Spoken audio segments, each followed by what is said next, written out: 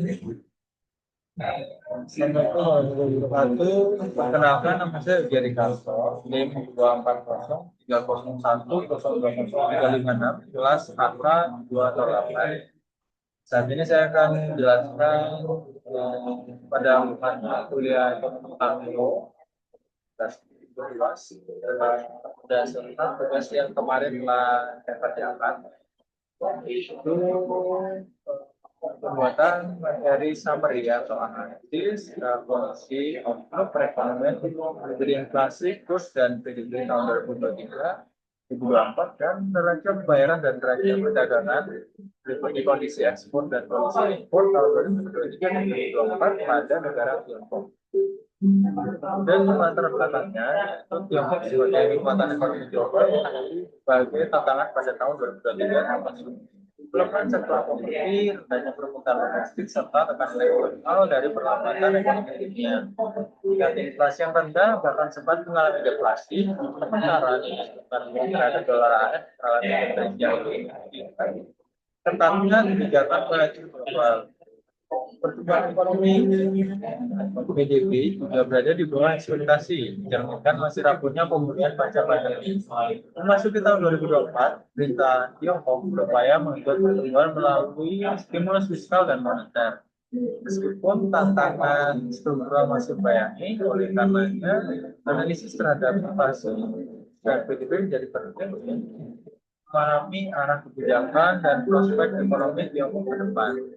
Kemudian untuk kondisi atau untuk perekonomian, inflasi kurs dan PDB tahun 2023-2024, inflasi pada tahun 2023 inflasi di Tiongkok berada pada level yang sangat rendah bahkan sempat memasuki nilai inflasi. Yang mencerminkan lemahnya permintaan domestik dan tekanan pada sektor konsumsi.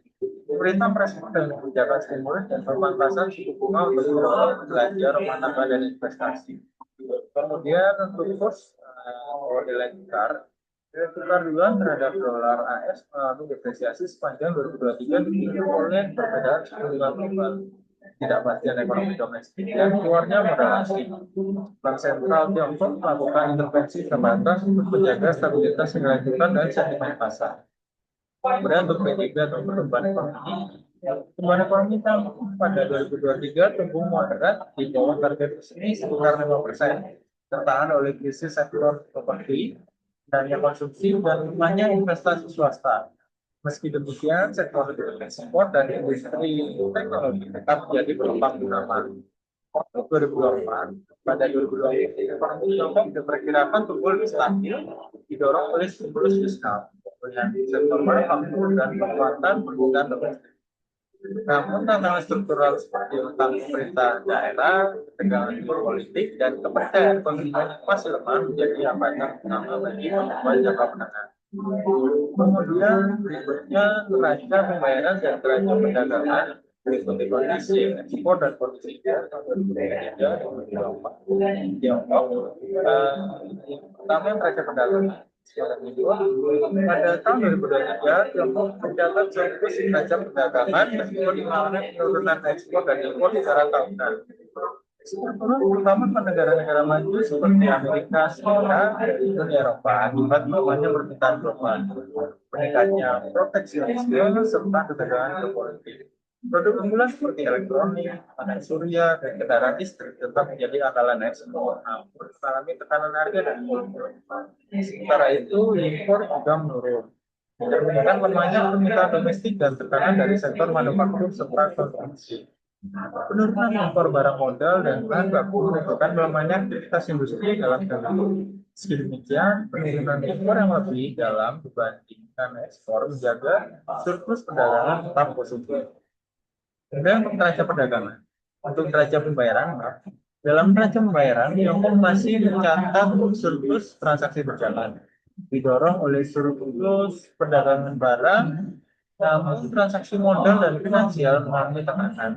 Tercermin dari meningkatnya arus keluar modal asing atau capital outflow serta berkurangnya investasi asing melalui FDI akibat kekhawatiran terhadap prospek ekonomi dan ketidakpastian regulasi. Dan nilai tukar yuan mengalami depresiasi sepanjang 2023 akibat perbedaan suku bunga dengan Amerika Serikat dan sentimen pasar yang negatif terhadap ekonomi Tiongkok. Bank Sentral Tiongkok merespon dengan intervensi pasar dan kebijakan moneter yang hati-hati untuk menjaga stabilitas eksternal. Kemudian outlook tahun 2024, tahun 2024 diproyeksikan sebagai periode pemulihan moderat untuk sektor eksternal Tiongkok. Ekspor diperkirakan kembali seiring pulihnya permintaan global dan upaya pemerintah membuka pasar baru melalui kerjasama regional di RCEP dan inisiatif Belt and Road. Di sisi lain, impor kemungkinan meningkat secara bertahap, jalan dengan pemulihan aktivitas domestik dan stimulus pemerintah. Namun tantangan tetap ada, termasuk risiko geopolitik, inflasi harga komoditas global, ketegangan perdagangan dengan AS, serta tekanan dari normalisasi kebijakan moneter di negara-negara maju. Oleh karena itu, meskipun prospek neraca perdagangan dan transaksi berjalan tak positif, kestabilan arus modal dan kurs perlu terus dijaga. Itu kesimpulannya, kondisi makroekonomi Tiongkok pada tahun 2023 menunjukkan tantangan yang signifikan. Pertumbuhan ekonomi melambat akibat lemahnya permintaan domestik, krisis sektor properti, dan tekanan eksternal dari perlambatan ekonomi global. Inflasi yang rendah bahkan mendekati deflasi mencerminkan lemahnya konsumsi, sementara depresiasi yuan menunjukkan tekanan pada sektor eksternal dan aliran modal keluar. Meski neraca perdagangan dan transaksi berjalan masih catatan surplus, dinamika global dan ketidakpastian investasi menekan stabilitas ekonomi secara keseluruhan. Pada memasuki tahun 2024, prospek ekonomi Tiongkok menunjukkan arah pemulihan yang hati-hati. Dukungan kebijakan fiskal dan moneter diharapkan mampu mengangkat pertumbuhan, meningkatkan konsumsi, serta menjaga stabilitas nilai tukar. Namun tantangan struktural seperti kepercayaan pasar, utang daerah, dan ketegangan geopolitik tetap menjadi risiko yang harus diwaspadai. Oleh karena itu, strategi pemulihan ekonomi Tiongkok memerlukan pendekatan yang seimbang antara stabilitas jangka pendek dan reformasi jangka panjang. Jadi untuk sumber referensi atau daftar pustaka ada beberapa. Develop Bank of China 2024, tentang monetary policy report Q4 2024, dan State Administration of Foreign Exchange 2025, National Bureau of Statistics of China 2024, Nomura Foundation 2024, World Bank 2024, IMF 2024, Reuters 2025, Jurnal 2025, Financial Times 2025, CIC Data 2024, Trading Economics 2024. Sekian pemaparan saya pada awal kali ini. Terima kasih.